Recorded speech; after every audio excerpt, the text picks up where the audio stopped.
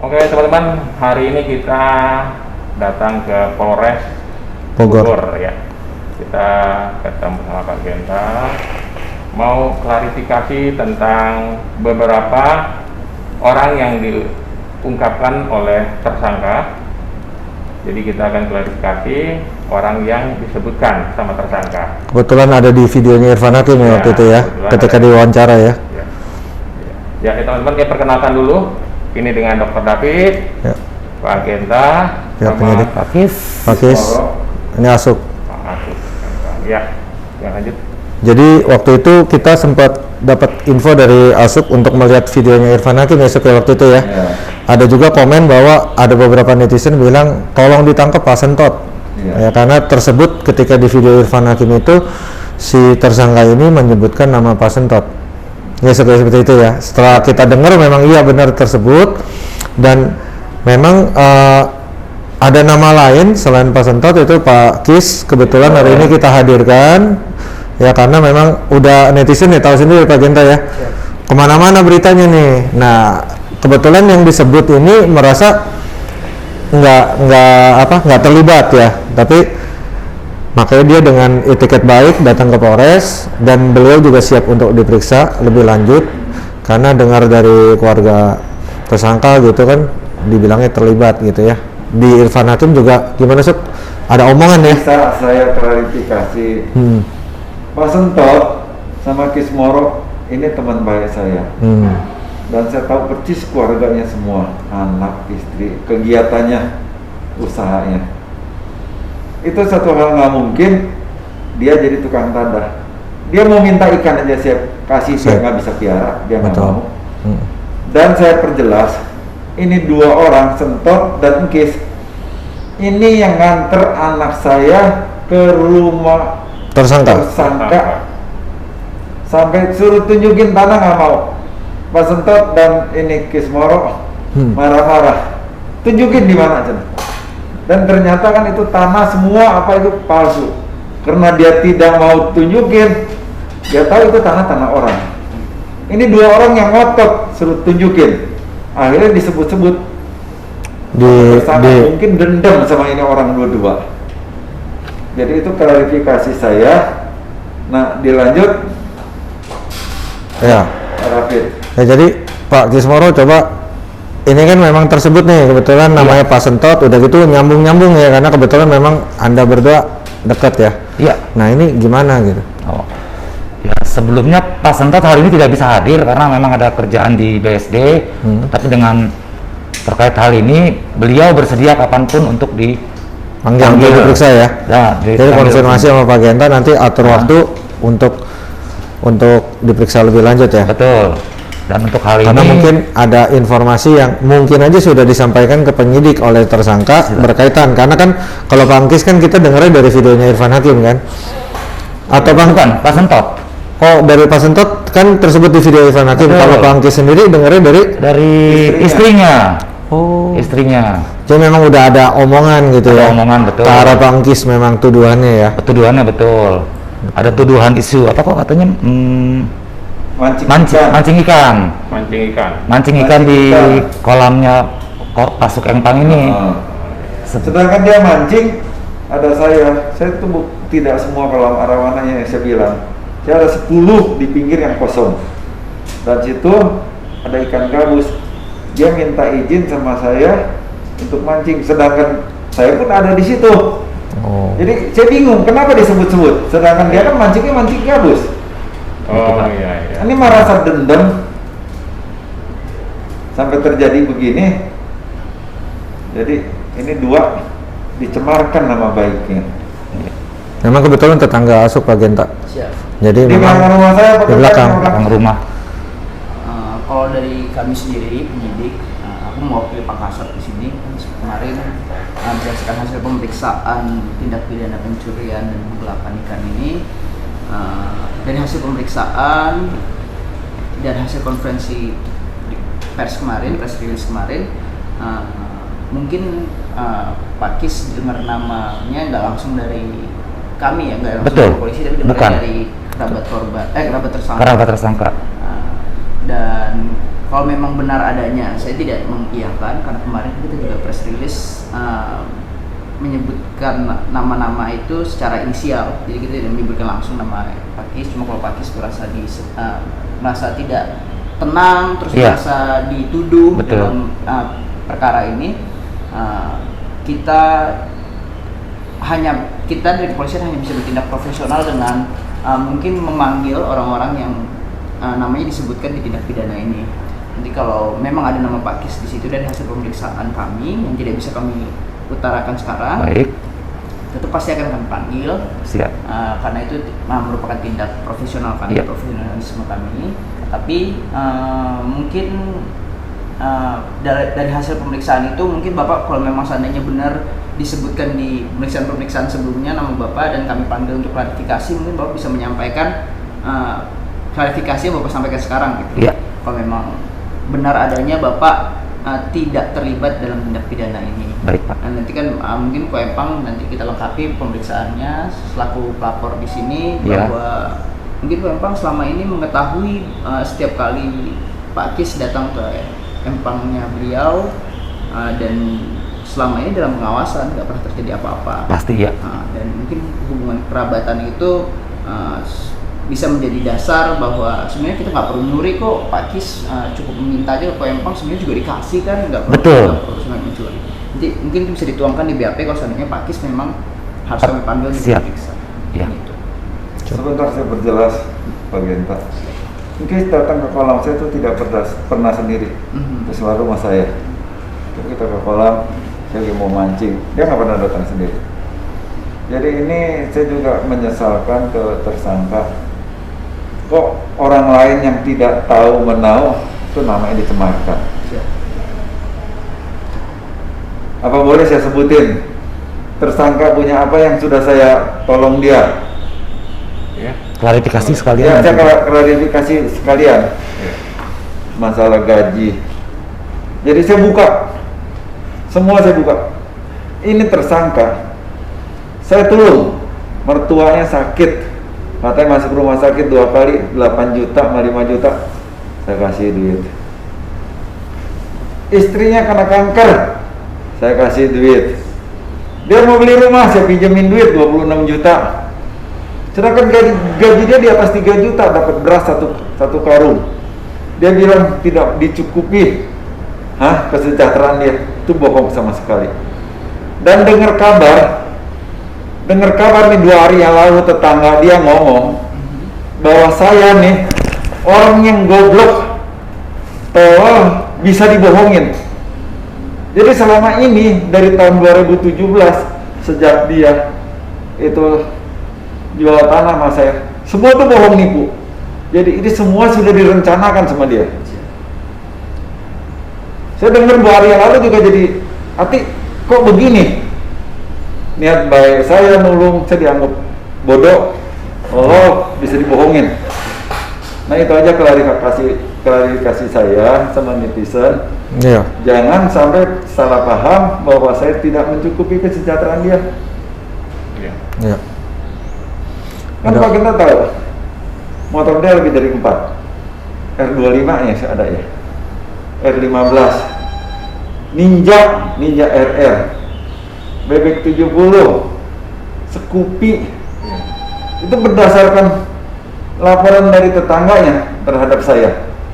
Kalau dia bilang saya tidak mensejahterakan dia dulu udah cukup kok. Sampai bisa nyolong, mencuri ikan saya tuh sampai beli dan bangun harta. Itu bangun rumah aja nggak cukup 300-400 juta. Betul. Terakhir Ko Empang malah berniat baik untuk kasih bonus ya kok. Ya. Dan satu lagi, ini mungkin Pak Esa bisa lihat. Saya sudah beli mesin air. Saya beli mesin air tujuannya kalau dia ini ikan sudah lancar, saya mau kasih dia sama anak saya kerja. Saya beli mesin air besar untuk dia jalanin. Kenyataannya begini, dia udah mencuri habis-habisan. Untung itu duri di kulit saya tidak nancep lebih dalam dan tertolong dicabut. Kalau sampai ke dalam mungkin bisa nusuk hati saya sampai mati saya. Demikian klarifikasi saya. Lanjut Pak Esa atau Pak Genta. Ada yang itu lagi nggak Pak Esa? Mengenai ya kasus update sampai di mana ya Pak Genta? Dari seperti yang kami sampaikan kemarin di press release, bahwa perkara ini telah melibatkan 4 orang sebagai tersangka, 3 diantaranya sebagai pelaku pencuri dan 1 penadar. Dan namun 2 orang di pelaku pencuri ini masih buron, masih kita masukkan ke daftar DPO. Dan barang bukti ikan yang sudah diperoleh sampai sekarang sudah terakhir, dari update terakhir kan sekitar 40 ekor. Sekitar 40 ekor. Dan kasus ini terus kami kembangkan ke pembeli yang kemarin dari kesaksian penadah itu sudah menjual sampai ke daerah Riau. Sampai ke daerah yang paling jauh, ke daerah Riau, dan jumlahnya sekitar 9 ekor sampai ke Riau. Tapi itu baru dari 1 penadah, kesaksian dari 1 penadah. Dan kami akan lakukan pemeriksaan lebih lanjut, pengembangan. Kami sudah menemukan 1 lagi yang dicurigai sebagai penadar, dengan jumlah ikan yang ditadah kurang lebih sama dengan penadah sebelumnya yang sudah kami tahan. Dan mungkin dari itu kan pemeriksaan itu, informasi itu yang kami peroleh itu baru dari kesaksian dari tersangka. Dalam waktu dekat akan kami lakukan pemeriksaan, panggilan, klarifikasi. Dari situ baru akan kita ketahui, kembangin lagi apakah benar adanya, dan mungkin kita cari barang bukti, kita lengkapi barang bukti. Benar. Mungkin ada himbauan juga ya Pak Esa ya, buat teman-teman pecinta ikan hias terutama arwana ya, kalau emang ada informasi-informasi yang berkaitan kok ada yang jual arwana dalam ukuran besar tapi harganya miring, bisa info ke kita ya. Jadi kita juga berturut serta membantu pihak penyidik untuk memberikan informasi yang bisa berguna ya, untuk pengungkapan kasus ini gitu. Jadi kan memang penyidik kerjanya untuk mengungkap, tapi kan kalau ada informasi tambahan dari masyarakat lebih baik ya. Ya, kita sangat appreciate teman-teman dari media yang udah datang ke sini menyuarakan bantuan ke masyarakat untuk menginformasikan kepada kita. Iya. Mempermudah Pempang juga dalam proses mengembalikan kembali barang bukti. Betul. Ada info-info lain Pak Esa yang mau diklarifikasi dari netizen? Kemarin komen-komen kan dari kita berempat keluarin video, komennya ada yang baik, ada yang simpang siur ya. Juga satu lagi saya tambahkan, itu di video Irfan Hakim yang ditayangkan itu ikan. Yang dari orang Taiwan itu ya Suk ya. Ada orang yang bilang saya ekspor. Jujur ngomong saya nggak pernah ekspor ikan. Saya tidak pernah ekspor ikan. Ini ikan saya kenal sama kakaknya. Saya kasih itu 10 tahun yang lalu sebesar begini. Karena adiknya anak sekolah tidak bisa beli ikan. Itu adik itu sekolah di Taiwan. Jadi kakaknya minta sama saya 1 sebesar gini, karena kakaknya teman saya kasih, dan ini ikan dibawa ke Taiwan. Saya pun kaget sebelum ditayang sama Irfan Hakim, itu baru 2 hari yang lalu itu ikan dikirim sama dia videonya. Saya pun sampai kaget, ikan saya kok bisa demikian indah. Jadi saya klarifikasi, ini ikan 10 tahun yang lalu, lebih dari 10 tahun yang lalu, kecil gini saya udah kasih dia. Jadi dia mau tayangkan, dia mau sebarkan, memperkenalkan, inilah ikan Indonesia yang baik dari saya. Saya klarifikasi, yang saya kirim sama Pak Esa dan Dr. David, ada yang saya baru kirim baru. Ada. Nanti kita tayangkan. Ada di keponakan saya, umurnya baru 5 tahun. Boleh nanti Pak Esa sama Dr. David di-share, dikasih lihat. Ini ikan saya baru 5 tahun lebih. 5 tahun ada. Hasilnya udah begitu. Untuk klarifikasi yang lain ada nggak Pak Esa dari komen-komen yang agak-agak mengganggu kan kemarin ada beberapa ya? Tentang apa Pak Esa? Oke. Jadi itu klarifikasi saya supaya netizen jangan salah paham. Kok ikan tidak dijual tapi bisa ada di Taiwan? Ikan saya bisa juga ada di Cina. Kita nggak tahu siapa yang bawa, siapa yang jual, kita pun tidak tahu. Dulu emang saya ada jual jual lokal, tapi sekarang saya tidak jual. Sudah lebih dari hampir berapa tahun, hampir 10 tahun saya tidak jual. Saya kembangkan ini ikan. Itu untuk netizen, klarifikasi saya supaya jangan salah paham. Terima kasih. Mengenai itu Asuk, mungkin yang agak mengganggu, banyak dari netizen komen-komen juga bahwa menanyakan izin dari Asuk untuk menangkarkan ini, sama apakah ikan yang dicuri itu ada chip atau sertifikatnya gitu, Asuk. Mereka harus tahu. Mereka tidak berhak tanya izin. Saya izin ada. Betul, ada ya. Ya, masalah saya tidak ngecip ikan. Saya tahu itu penyiksaan terhadap binatang. Betul, betul. Dan orang KSDA pun tahu. Dari kecil ikan saya gendong-gendong. Saya pelihara ikan ini dengan hati. Saya menyayangin melebihi dari istri saya. Jujur ngomong.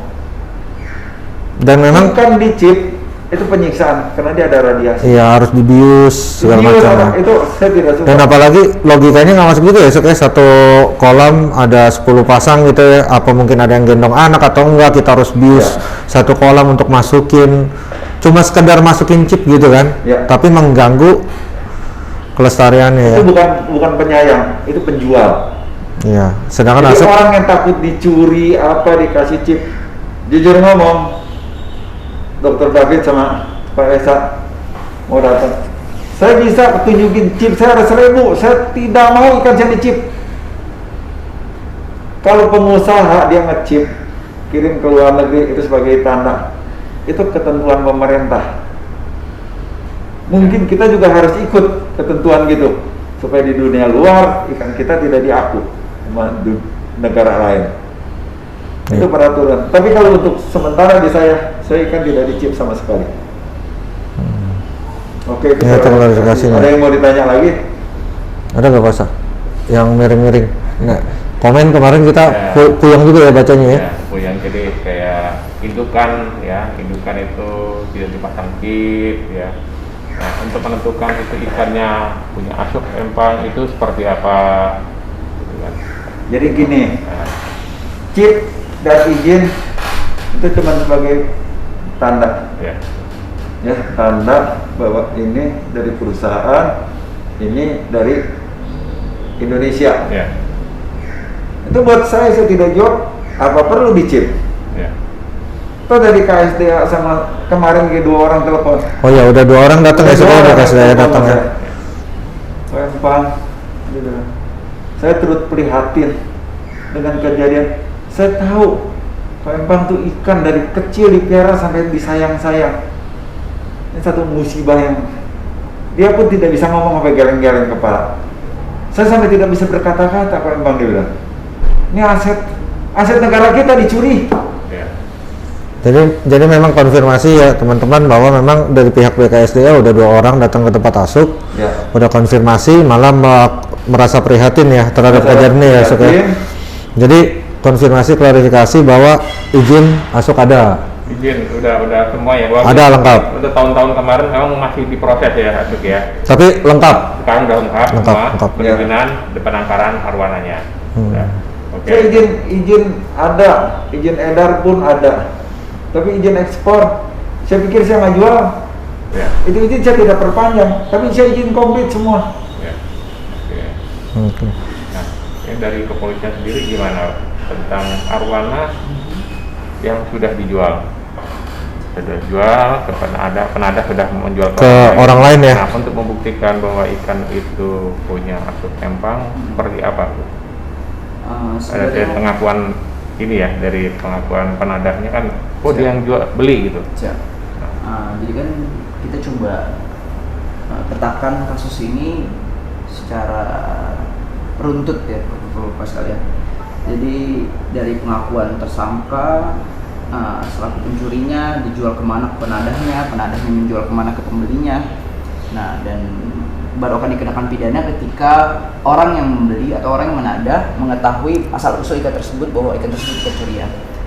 Nah, kita sejauh ini kan kemarin sudah disampaikan Pak Kasat di vlognya Irfan Hakim juga bahwa kita merasa kesulitan untuk membuktikan bahwa ikan yang dicuri adalah ikan yang Pak Empang karena tidak ada bukti bukti yang bisa secara sederhana kami peroleh. Mungkin kalau ikan itu ditanamkan chip kan mungkin akan lebih sederhana kita untuk mengetahui identifikasi ikan yang dicuri dari ikan siapa. Nah, masalahnya kan tidak dicipkan karena memang tidak diperjualbelikan ikan tersebut. Betul. Jadi itu jadi kesulitan bagi kami. Makanya kemarin kami ketika pengungkapan tindak pidananya ini kita dahulukan pengungkapan tindak Yang pidana penipuan tanah dulu. Kemarin sudah disampaikan Pak Kasat. Dan dalam berjalannya waktu kita coba kita coba peroleh keterangan dari tersangka terkait pencurian ikannya, dan akhirnya kami peroleh. Sekali lagi saya sampaikan bahwa pada dasarnya kami cukup kesulitan untuk membuktikan ikan mana yang merupakan ikannya Pak Empang, tapi akan kita telusuri berdasarkan kesaksian-kesaksian siapa menjual ke siapa. Dan itu cukup kuat kalau emang ada bukti transaksi bisa ya? Benar, yang penting ada bukti transaksi. Kan kita dalam hukum ada 5 alat bukti dan 2 harus terpenuhi. Sebenarnya kita pada dasarnya kita butuh 2 kesaksian seseorang. 2 orang saksian itu baru 1 alat bukti terpenuhi. Mungkin alat bukti lain bisa kita penuhi dengan cara kita menemukan ikannya atau ada alat bukti transfer bahwa transaksi antara penjual dan pembeli. Nah, dan buat teman-teman di luar sana saya mau menghimbau bahwa ketika teman-teman menemukan ikan arwana yang dijual dengan harga miring, mungkin teman-teman di luar sana udah tahu ya, yang apalagi yang rekan-rekan yang mau membeli ikan arwana seharusnya sudah mengetahui standar harga untuk beberapa kurang lebihnya, dan kurang jenisnya lebih. gitu ya. Ketika mengetahui harga ikan arwana ini miring, seharusnya patut dicurigai ikan tersebut diperoleh dengan suatu tindak pidana mungkin kan boleh jadi perhatian. Kalau dia bentuknya bagus, nggak cacat, Kok harganya murah gitu ya? Kok harganya murah gitu. Apalagi ukurannya juga udah ukuran besar. Dan apalagi jenisnya jenis yang unggul gitu loh, super red gitu kan. Nah, teman-teman harusnya sudah patut mencurigai. Mungkin kalau teman-teman setelah menonton video ini baru mengetahui, baru sadar gitu. Oh iya, kemarin saya beli dengan harga murah, seharusnya saya sudah mencurigai ikan yang dijual dengan harga miring ini. Teman-teman bisa dari penyadaran itu, teman-teman sebenarnya kita nggak perlu menelusuri ke teman-teman sekalian sehingga kita runtut jadi permasalahan ini jadi begitu luas. Jadi teman-teman yang di luar sana tersangka jadi makin banyak gitu kan. Teman-teman langsung sampaikan saja ke pihak polisian bahwa kemarin sudah melakukan transaksi dengan harga miring, biar itu jadi tugas kami buat mungkin menelusuri lebih jauh dari mana. Dari bukti transfer ya, dia transfer ke siapa dari situ-situ ya. Bakal runtut ke mungkin akhirnya kemuarannya ke tersangka sekarang gitu kan. Iya, jadi ada himbauan tuh buat teman-teman ya, kalau memang ada merasa beli, yuk info ke pihak penyidik polisi sehingga bisa diruntut lagi ya. Siap. Jadi mempermudah kerja polisi ya. Pak Esa, Dr. David bisa. Mungkin kalau teman-teman masih bingung kan yang di luar Bisa sana, kontak teman-teman di luar sana. bisa Ya. hubungi Enhaplok dan Betul, David. Dr. Hobi di YouTube-nya. Jadi ya, mungkin saran buat para pembeli yang merasa memang itu ikan hasil curian, lebih baik sebelum kita Sampai di sana dari pihak penyidik ya. lebih jauh lagi, kalau memang itu ikannya dari hasil pencurian, lebih baik hubungi kita untuk cara baiknya seperti apa ya. Iya. Mungkin cara kekeluargaan bisa seperti itu ya. Mungkin teman-teman kan masih bingung kan apakah ini ikan curian atau bukan gitu. Iya. Yang dikatakan Pak Esa tadi. Mungkin berdasarkan kecurigaan harga itu mungkin ikan tersebut dijual dengan harga miring, atau mungkin yang kedua ikan tersebut tidak ada chipnya gitu. Iya. Nah, itu kan dua ciri itu mungkin bisa kita petakan dengan kondisi sekarang bahwa banyak ikan koi empang yang telah dicuri gitu. Bisa kita sambungkan, nanti kita telusuri biar tugas kepolisian untuk menelusuri hal tersebut. Karena memang kan kita juga tahu ya, nggak cuma arwana ya Pak Esa ya. Iya. Ikan kalau harganya miring itu antara orangnya BU butuh duit, Iya. atau yang memang hasil kejahatan. Kejahatan. Itu sebenarnya sih udah hal yang lumrah di dunia ikan ya. Ya, kalau pemain ikan udah tahu lah. Udah, apalagi ya nggak dunia ikan juga ya, dunia burung juga begitu ya. Harga miring gitu kan. Ya seluruh dunia tahu gitu, tapi ya itu menjadi satu perhatian, jangan cuma pikir oh ini ikan murah segala macam diambil, ternyata bermasalah. Ibaratkan kayak mobil atau motor ya, kita mau beli mobil atau motor yang ada surat-surat atau yang bodong gitu ya. Kalau bodong kan kita udah tahu mesti masuknya dengan izin ilegal atau pencurian, udah pasti ya. Itu hal yang udah masuk akal, masuk logika banget gitu ya. Ada yang lain nggak Pak Esa? Himbauan ke teman-teman ya itu ya, kerjasama untuk segera menghubungi pihak, ya saya boleh, Pak Esa boleh, atau pihak penyidik langsung di Polres Bogor untuk pengungkapan lebih lanjut. Jangan sampai ketika hukum menyentuh ranah kalian gitu ya. Kalau perlu, Itu repot ya. nomor telepon Pak Kanit ini dicantumkan. Boleh. Ya. Nanti Jadi saya nomor kantorku mungkin aku ini kirim ya Pak Genta ya, nanti saya masukin sama Pak Esa. Jadi bisa langsung ke penyidik. Kalau nomor saya sama Pak Esa kan udah ada di deskripsi pasti. Ya. Jadi ya teman-teman ya, diharapkan kerjasamanya, mudah-mudahan ini tidak sampai menyentuh hukum ya, bisa artinya barang bukti bisa dikembalikan. Udah ada beberapa orang sih ya yang nyerahin info, nanti kita kasih ke pihak penyidik. Jadi kita mohon kerjasama dari para komunitas ikan predator, terutama arwana, atau mungkin yang lain-lain. Kalau memang ada info-info seperti ini boleh dikasih ke kita. Ya, karena informasi tentang penjualan ini sudah menyebar ya, dan kita juga sudah tahu beberapa orang-orangnya. Iya, udah Ya, tahu. informasi nama-namanya cuma tidak bisa kita publikasikan. Oke.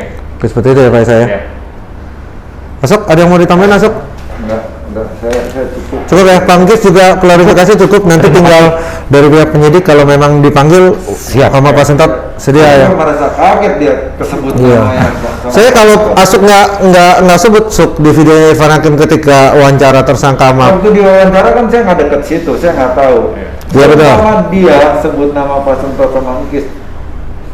Ada saya di situ. Langsung Mungkin saya pegang kepalanya.